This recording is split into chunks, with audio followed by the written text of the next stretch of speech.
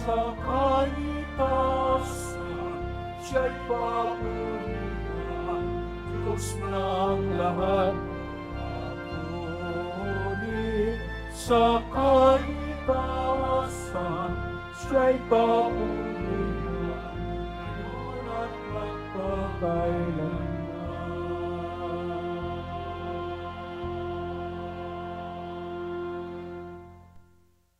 Sa ngalan ng Ama, at ng Anak, at ng Espiritu Santo, Amen. ang pagpapala ng ating Panginoong Kristo, ang pag-ibig ng Diyos Ama, at ang pagkakaisa ng Espiritu Santo naway sumainyong lahat. At sumaiyo rin.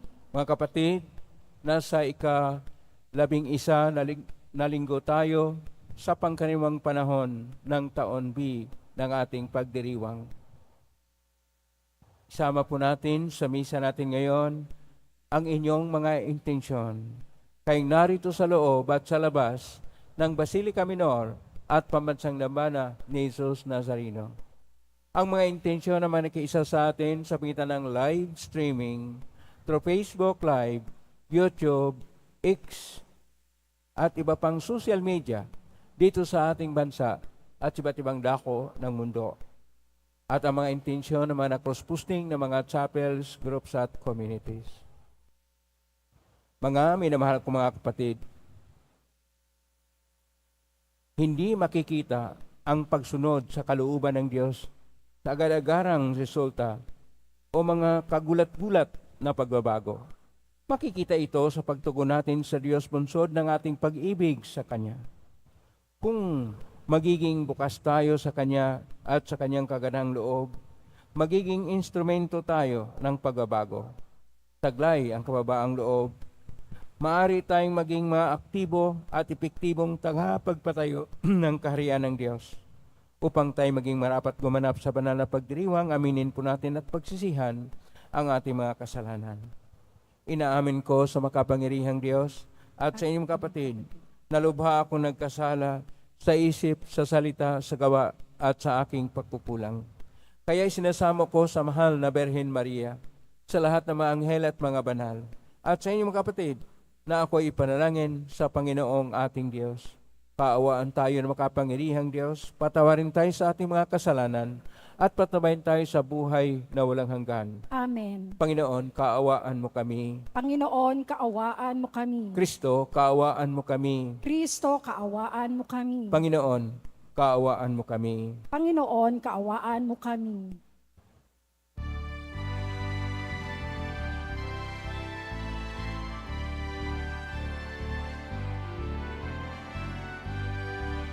Papuri sa Diyos, papuri sa Diyos, papuri sa Diyos sa kaitaasan.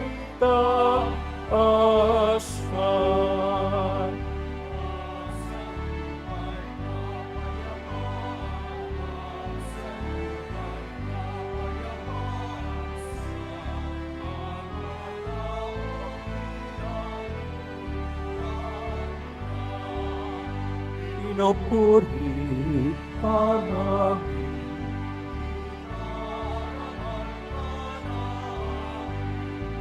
sinasamahan namin,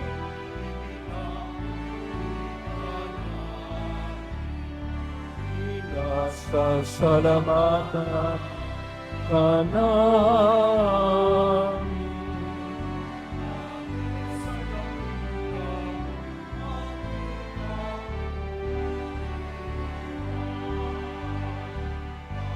Panginoong Diyos, Diyos amang makapangyarihan sa lahat, Panginoong Jesucristo, Panginoong Diyos Cordero,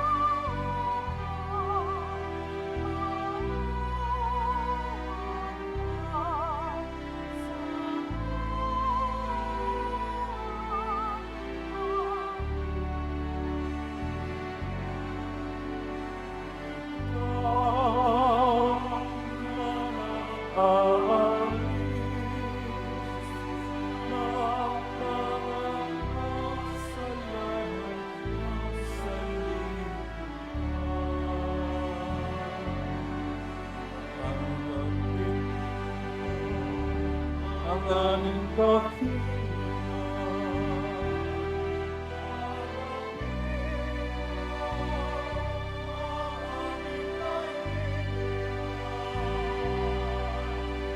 Ikaw ang nalulugod sa kanan ng Ama.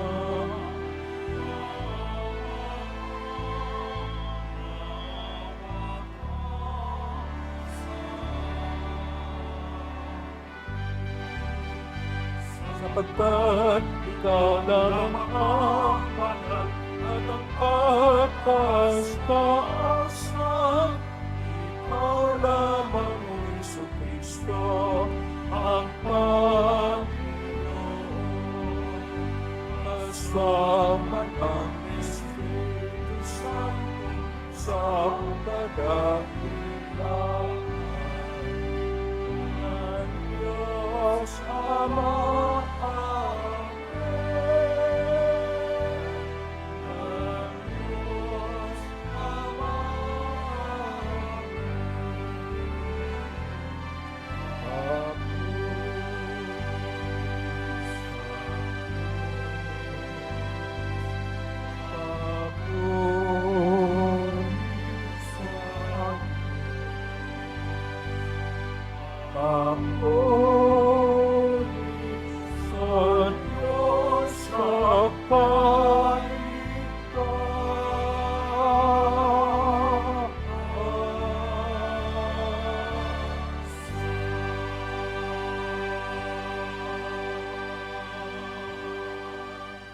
Manalangin tayo, Ama naming makapangyarihan, lakas ka na walang inasahan kundi ikaw, ang paglog namin na iyong pagbigyan, sapagkat kami mga tao lamang na pawang may hina, kapag iyong iniwanan, kaya naman lagi mong tulungan, upang sa pagtupad ng iyong mga kautusan, ikaw ay aming mabigyang kasiyahan, sa aming iniisip at ginagawa araw-araw, sa pagitan ni Kristo, kasama ng Espiritu Santo magpasa walang hanggan.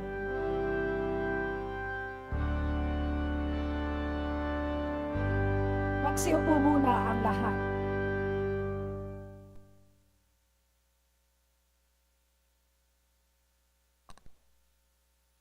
Pagbasa mula sa aklat ni Propeta Ezekiel. Ito nga ang ipinasasabi ng Panginoon. Kukuha ako ng isang usbong ng sedro at aking iaayos. Ang kukunin ko ay iyong pinakamura ng pinakamataas na sanga. Itatanim ko ito sa isang mataas na bundok, sa pinakamataas na bundok ng Israel, upang lumago at mamungang mabuti at maging isang kahangahangang sedro. Sa gayon, lahat ng uri ng hayop ay makapaninirahan sa ilalim nito. Ang mga ibon na may makapamumugad sa mga sanga nito. Kung magkagayon, malalaman ng lahat ng punong kahoy na mapababa ko ang mataas na kahoy at maitataas ko yaong mababa, na matutuyo ko ang sariwang kahoy at mapananariwa ko yaong tuyong punong kahoy. Akong Panginoon ang nagsasabi nito, at ito'y gagawin ko. Ang salita ng Diyos. Salamat sa Diyos. Totoong kalugod-lugod ang magpasalamat sa Diyos. Totoong kalugod-lugod ang magpasalamat sa Diyos. Ang magpasalamat sa Panginoong Diyos ay mabuting bagay. Umawit na lagi, purihin ang ngalang kataas-taasan. Pag-ibig niyang wagas ay dapat ihayag kung bukang liwayway. Pagsapit ng gabi, ang katapatan niya'y ihayag din naman. Totoong kalugod-lugod ang magpasalamat sa Diyos. Katulad ng palma, ang taong matuwid, tatatag ang buhay. Parang mga sedro, kahoy sa Libano, lalagong mainam. Parang punong kahoy na doon natanim sa tahanan ng Diyos. Sa banal na templo, ito ay lalago na nakalulugod. Totoong kalugod-lugod ang magpasalamat sa Diyos. Tuloy ang pagbunga kahit na ang punong ito ay tumanda, lunti at matatag, at ang dahon nito ay laging sariwa. Ito'y patotoo na ang Panginooy tunay na matuwid. Siya kung sanggalang, matatag na batong walang bahid dungis. Totoong kalugod-lugod ang magpasalamat sa Diyos.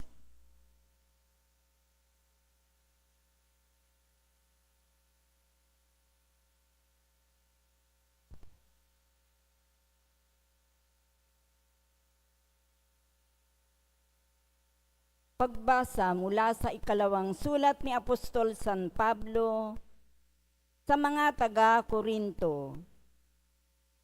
Mga kapatid, laging malakas ang aking loob.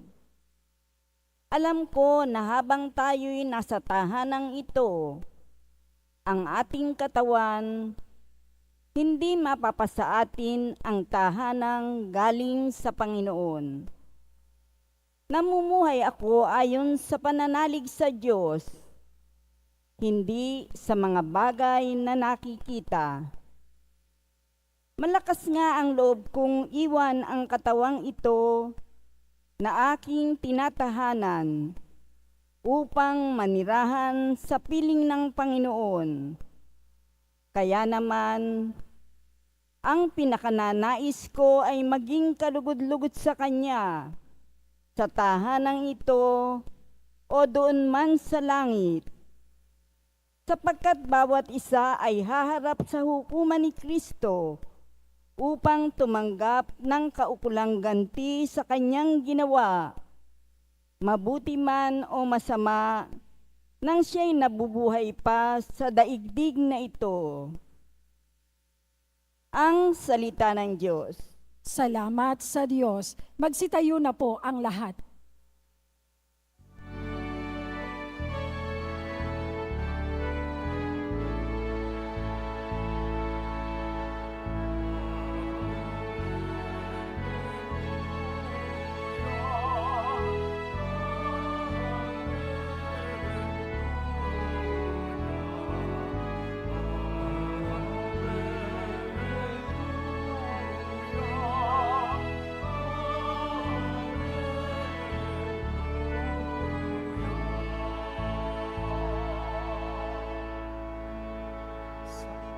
Ng Diyos ang buto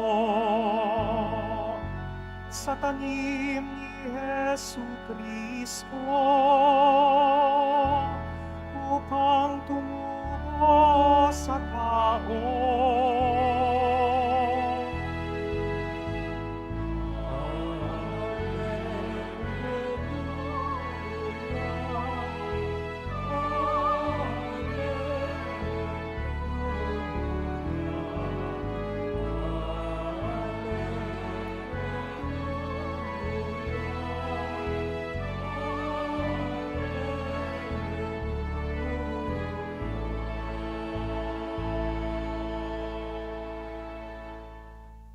Sumainyo ang Panginoon. At sumaiyo rin. Ang mabuting balita ng Panginoon ayon kay San Marcos. Papuri sa iyo, Panginoon.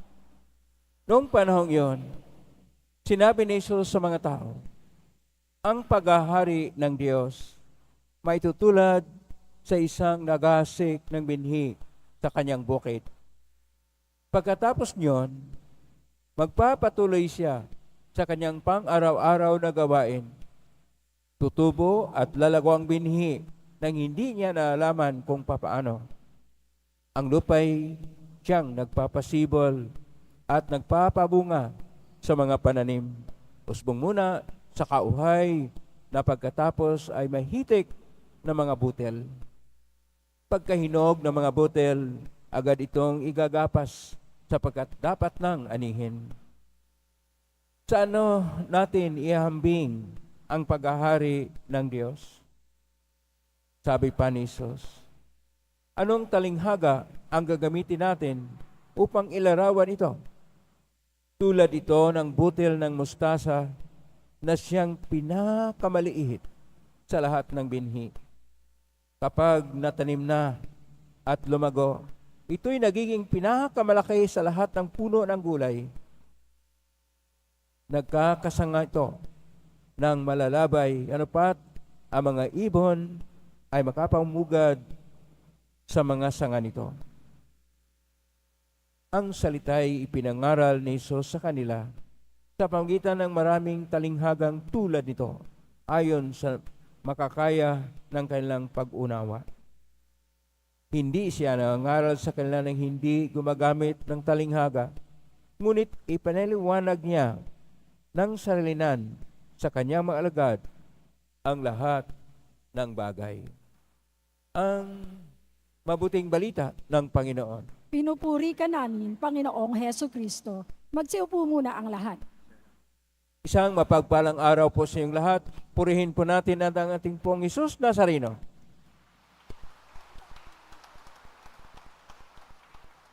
Nasa 11 na linggo tayo sa kariwang panahon ng taon B ng ating pagdiriwang. At ngayon ay araw ng mga tatay. Palakpakan po natin ang lahat ng mga tatay. At higit sa lahat, ang tatay natin sa langit, ang ating Ama na Diyos.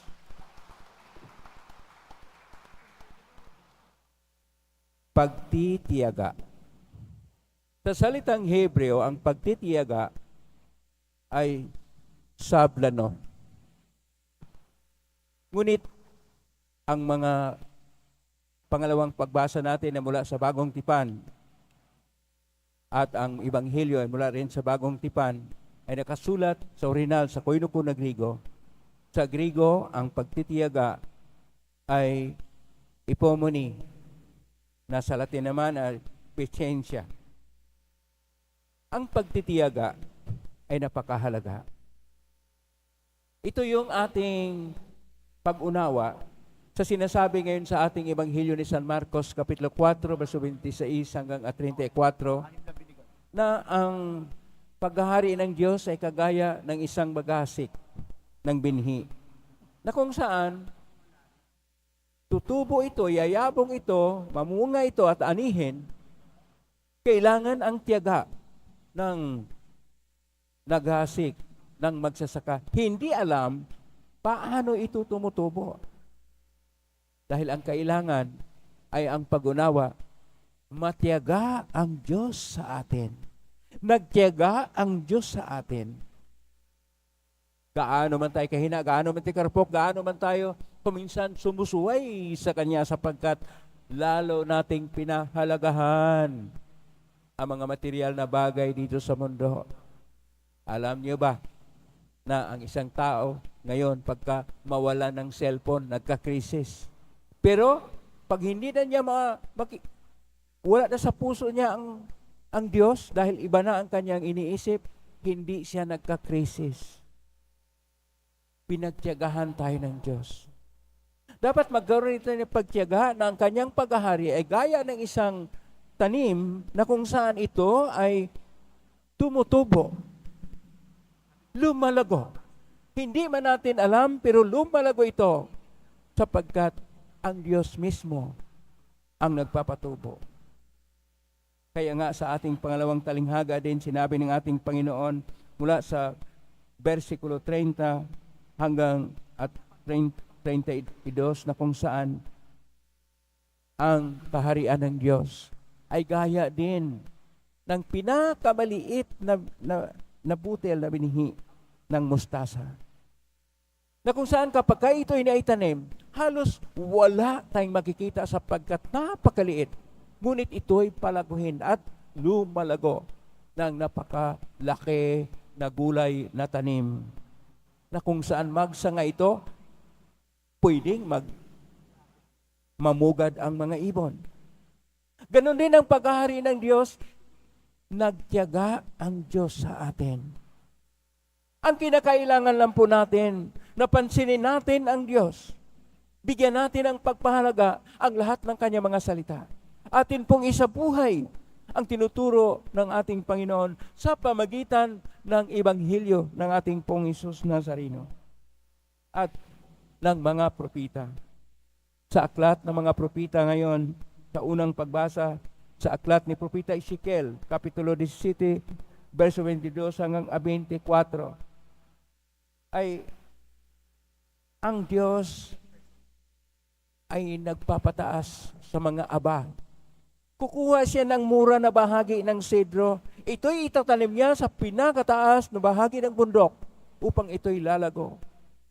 Ito ay isang talinghaga na gaya tayo ng isang napakamura, napakaliit na bahagi ng itatanim. Pero ang Diyos ang siyang nagpapatibay, nagpapalakas, nagpapayabong sa atin. Kapag tayo'y nanalig sa Kanya at ang pananalig sa Kanya ay nangailangan ng pagtitiyaga. Pagtitiyaga. Pagtitiyaga sa ating buhay panalangin. Pagtitiyaga sa pagbukas ng ating puso at isipan upang ang Diyos ay siyang maghari.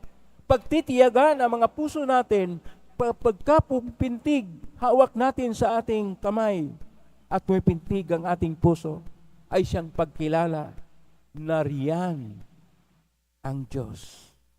Hindi tayo pinabayaan ng Diyos. Hindi tayo iniiwanan ng Diyos. Ang kailangan lang po natin na bigyan natin ng pagpahalaga, bigyan natin ng pagpansin, bigyan natin ng sentro sa ating mga puso ang Diyos upang siya ang maghari at pumapanginoon sa ating buhay at hindi ang kayamanan, hindi ang kapangyarihan sa mundo, hindi ang katanyagan sa ating kapaligiran. Diyos ang siyang dapat manguna. Diyos ang siyang dapat saysay sa buhay.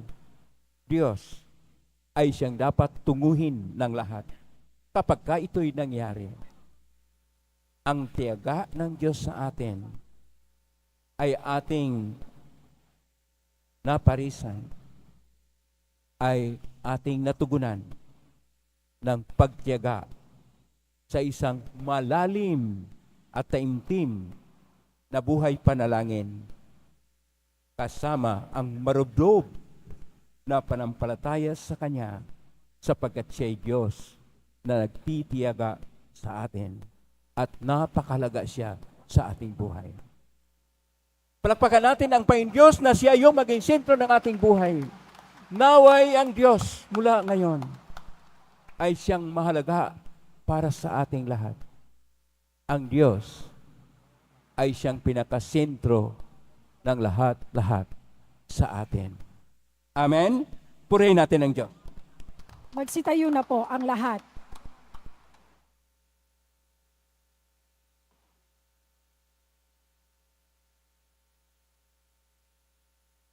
Sumasampalataya ako sa Diyos amang makapangyarihan sa lahat na may gawa ng langit at lupa. Sumasampalataya ako kay Jesucristo, isang anak ng Diyos, Panginoon nating lahat. Nagkatawang tao, siya lalang ng Espiritu Santo. Ipinak ni Santa Mariang Birhen.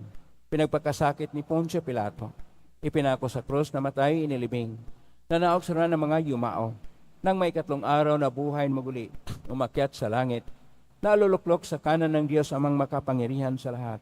Doon mo lang paririto at hukom sa nagbuhay at ngamatay na tao. Sumasampalataya naman ako sa Diyos Espiritu Santo, sa banal na simbahang katolika, sa kasamahan ng mga banal, sa kapatawaran ng mga kasalanan, sa pagkabuhay ni muli ni mga tinatao at sa buhay na walang hanggan. Minamahal ko mga kapatid, isamo natin sa Ama ang patuloy na paglago ng paghahari ng Diyos dito sa lupa, ang paghahari ng katarungan, kapayapaan, pagkakapatiran at pag-ibig. Idalangin po natin, Panginoon, dinggin mo ang aming panalangin. Panginoon, dinggin mo ang aming panalangin. Patuloy nawang lumago ang simbahan, ang pamayanan ng Diyos sa pangangaral at pagiging saksi sa pag-ibig ng Diyos sa lahat ng tao. Manalangin tayo. Panginoon, dinggin mo ang aming panalangin. Lagi nawang maging masigasig ang mga pinuno ng simbahan sa kanilang pagsisikap na maitanim ang salita ng Diyos sa puso at isipan ng mga tao. Manalangin tayo. Panginoon, dinggin mo ang aming panalangin. Gamitin nawa ng mga namumuno sa pamahalaan ang kanilang kapangyarihan tungo sa tapat at epektibong paglilingkod sa mamamayan. Manalangin tayo. Panginoon, dinggin mo ang aming panalangin. Gamitin nawa ng mga nagtatrabaho sa media ang kanilang tungkulin sa pagpapahayag ng katotohanan nang walang kinikilingan at para sa kabutihan ng bayan. Manalangin tayo. Panginoon, dinggin mo ang aming panalangin. Makadama nawa ng pag-asa ang mga may sakit, mga naghihingalo, mga mahihirap at mga biktima ng pang-aabuso sa tulong ng kanilang komunidad at ng mga mahal nila sa buhay. Manalangin tayo. Panginoon, dinggin mo ang aming panalangin. Sa tahimik, idulog natin sa Panginoon ang ating mga sariling kahilingan.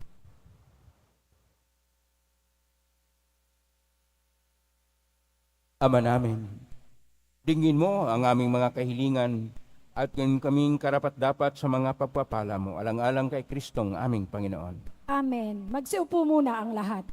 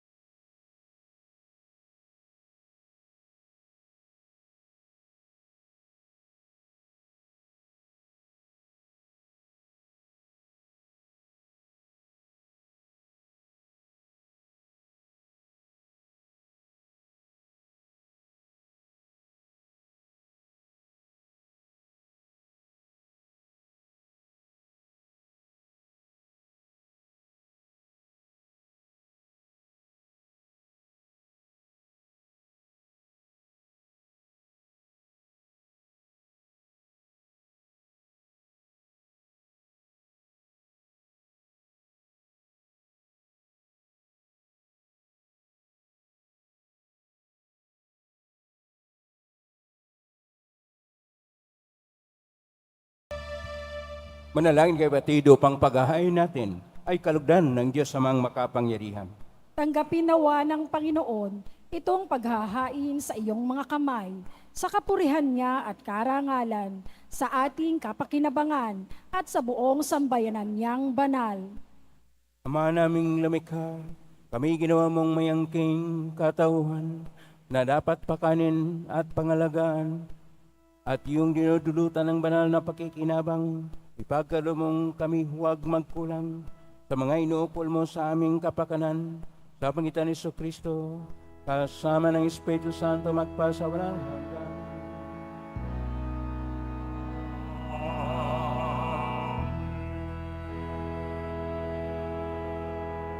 Sumainyo ang Panginoon.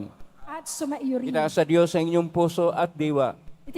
Tinaas na namin sa Panginoon. Pasalamatan natin ang Panginoong ating Diyos. Marapat na siya ay pasalamatan. Ama namin kapaningin tunay marapat ni kay aming pasalamatan na sa iyo ang aming buhay, pagkilos at pag-iral. Sa buhay namin araw-araw, tinatamasa namin ang iyong pagmamahal. Sa pag-ibig mong ipinlas ang katauhan ng Espiritu Santo, unang aning bigay ng anak mong naglakak sa amin ang katiyakang nakalaang mabuhay kami sa piling mo kailanman. Kay kisa namang helsi si awit ng papuri siyang pay sa kalangitan, kami nagbubunyi sa kadakilaan.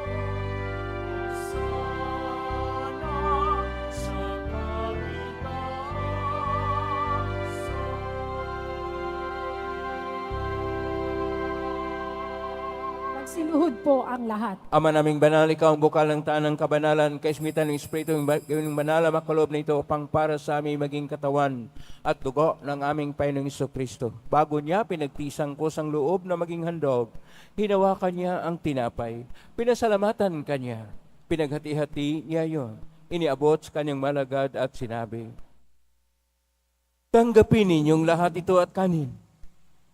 Ito ang aking katawan na ihandog para sa inyo.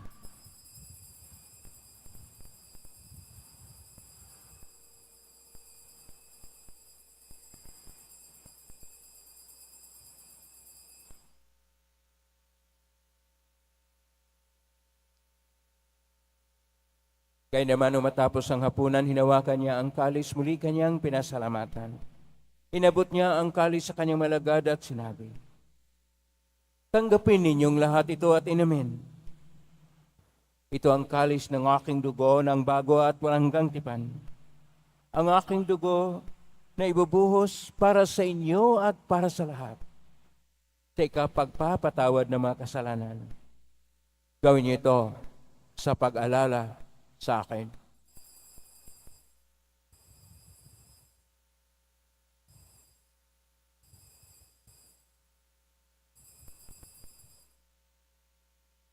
Magsitayo na po ang lahat. Ang misteryo ng pananampalataya. Si Kristo'y namatay, si Kristo'y nabuhay, si Kristo'y babalik sa wakas ng panahon. Ama, ginagawa namin yan ang paglalas, pagkamatay at muling pagkabuhay ng anak kahit naalay namin sa iyo. Ang tinapay nagbibigay buhay at ang kalis na nagkakaloob ng kaligtasan. Kami nagpapasalamat dahil kami narapat na tumayo sa harap mo para maglingkod sa iyo. Isinasamo namin kami magsasalo-salo sa katawan at dugo ni Kristo ay mabuklod sa pagkakaisa sa pamagitan ng Espiritu Santo. Ama, lingapin mo simbahang laganap sa buong daigdig. Pustusin mo kami sa pag-ibig kaisa ni Francisco na aming Papa at ni Jose na aming Obispo at ng Tanang Kaparian. Alalahanin mo rin mga kapatid naming naimlahin, may pag-asang sila muling mabuhay ganin lahat ng mga pumanaw. Kawaan mo sila at patuloyin sa iyong kaliwanagan. Kawaan mo inipatin kaming lahat na makasalo siyang buhay na walang wakas. Kaisa ng mahal na Birhen Maria na ina ng Diyos, ng kabiyak ng puso niyang si San Jose. Kaisa mga apostol, San Juan Bautista, San Roque, San Lorenzo Ruiz de Manila, San Pedro Calungsod at ng lahat ng mga banal na namuhay dito sa daigdig ng kalugod-lugod sa iyo. May pagdiwang nawa namin ng pagpupuri sa karangal mo sa pangitan ng anak na aming Panginoong Jesucristo. Sa pamamagitan ni Kristo, kasama niya at sa Kanya, ang lahat ng parangal at papuri ay sa iyo, Diyos Amang makapangyarihan, kasama ng Espiritu Santo, magpasawalang hanggan.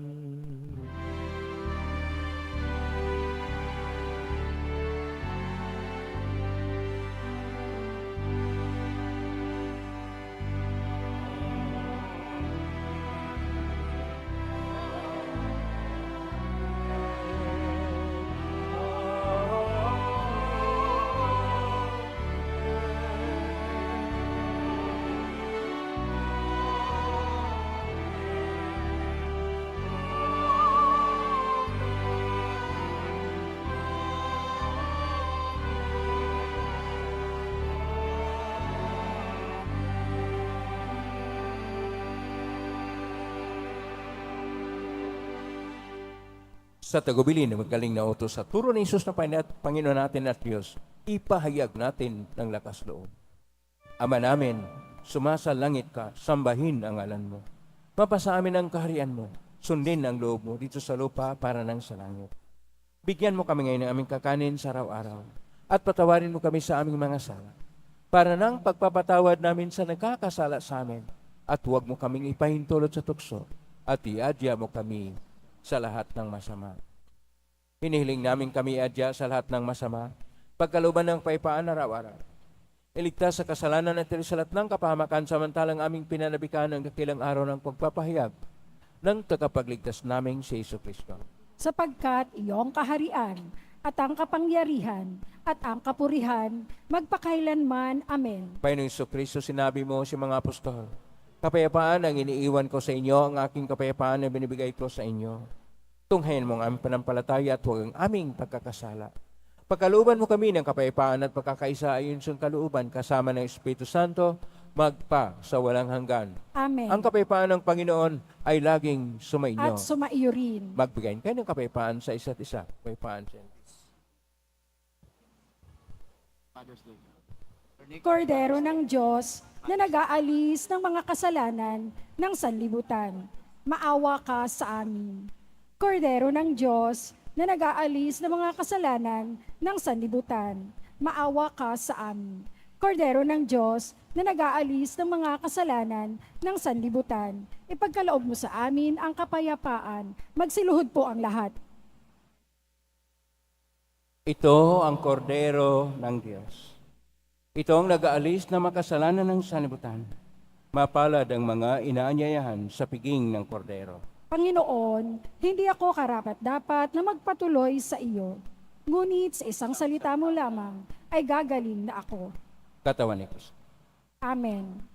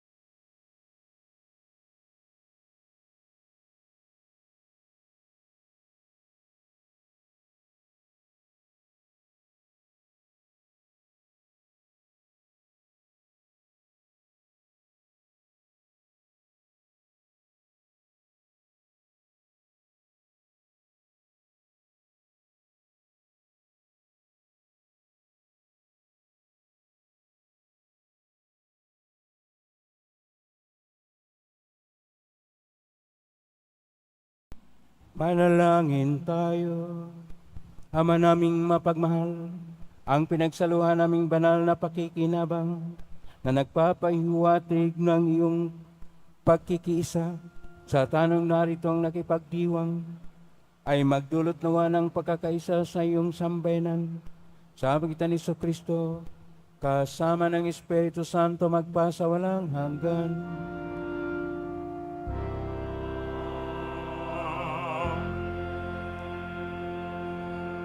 Sumainyo ang Panginoon. At sumaiyo rin. Mahal na pong Hesus Nazareno. Inagmasa ng cross ang walang maliw na pag-ibig ng Diyos sa sangkatauhan. Pakinggan mo ang kalingan ng na nagsusumamo sa iyo. Makamtan nawa nila ang iyong katugunan at tanggapin ang kasagutan mo itang naloob na tinatanaw. Basbasan di po ninyo ang mga dalang imahin, dasal at mga bagay-bagay. Basbasan ang may mga karamdaman. Sa pamagitan ng benisyon nito, naway maalala ng pangako na sa binyag na ikaw ay kinaibigin at paglalingkuran bilang Panginoon magpa sa walang hanggan. Amen. Pagpalain kayo makapangyarihang Diyos, Ama at Anak at Espiritu Santo. Amen. Umay kang taglay ang kapipaan, pag-ibig at pag-asa ng Pong Hesus Nazareno. Salamat sa Diyos. Purihin natin ang ating Pong Hesus Nazareno.